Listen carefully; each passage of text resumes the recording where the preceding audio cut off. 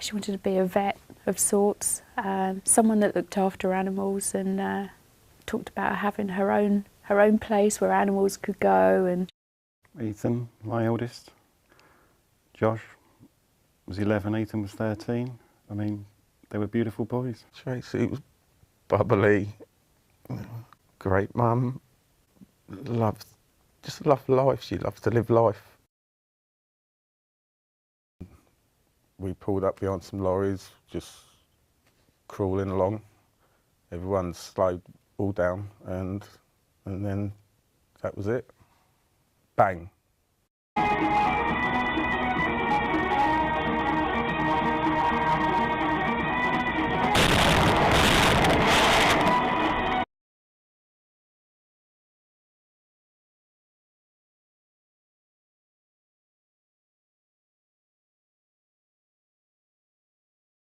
You know, I thought that was the worst day of my life, my kids being killed. But I think it was 3 weeks later when I went to the funeral directors and actually saw them dead, cold, in their coffins.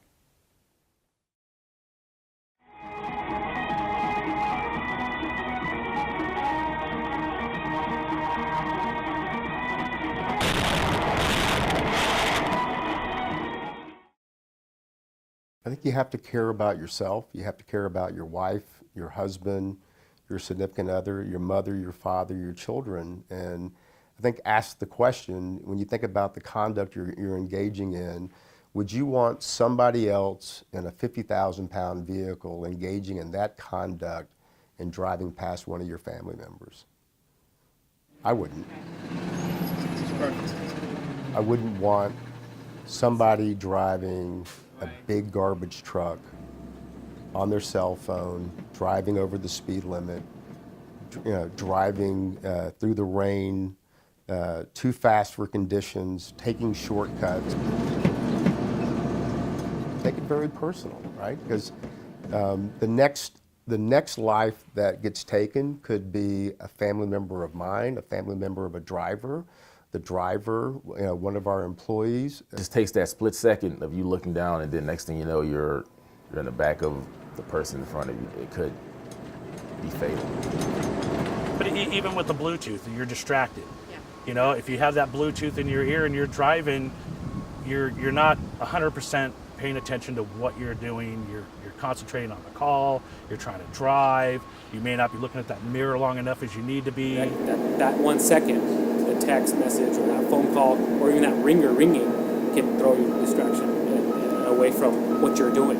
And sometimes when you're even servicing a cart and you're filming, you don't know if you're unconsciously bringing it down and you see somebody walk by or not.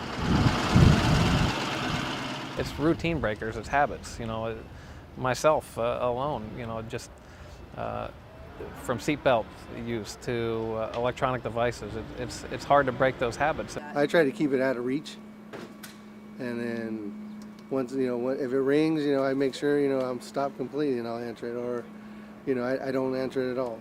Pull off the side of the road. There is no phone call from anybody more important than your life or the life of somebody coming in the opposite direction, or a biker or somebody jogging on the side of the road. If you do hear a ringer, pull aside, get a safe location, give manager, dispatch, whoever's calling you, give them a call, and stay focused. What am I doing throughout the course of my own day that I could do different? Because it's a matter of moments, it's a matter of inches that could really make the difference between them going home safe and them having an incident every day. The phone is a distraction on your personal vehicle as well, and we want them to come to work every day and not be hurt on the road, and that we want them here. We want them to go home safe to their family. I think we're all touched by somebody who's had an accident, whether minor or a major accident, with a cell phone distraction, whether it's texting or not. I mean, we see it. I see it all the time on the road, as probably you do too. You see that somebody swerving in front of you, and yeah, you can bet, yep, they're on their phone. Put your cell phone away. Again, there's nothing that you're going to see in the next 5 or 10 minutes getting from one point to another that can't wait. That's more valuable than the life you're likely to take when you take your eyes off the road and you cross over and you hit somebody head on. One of our garbage trucks crosses over a foot into the other lane and hits another car doing 55 miles an hour at 50,000 pounds. It's never going to end well. Those never end well for the other vehicle.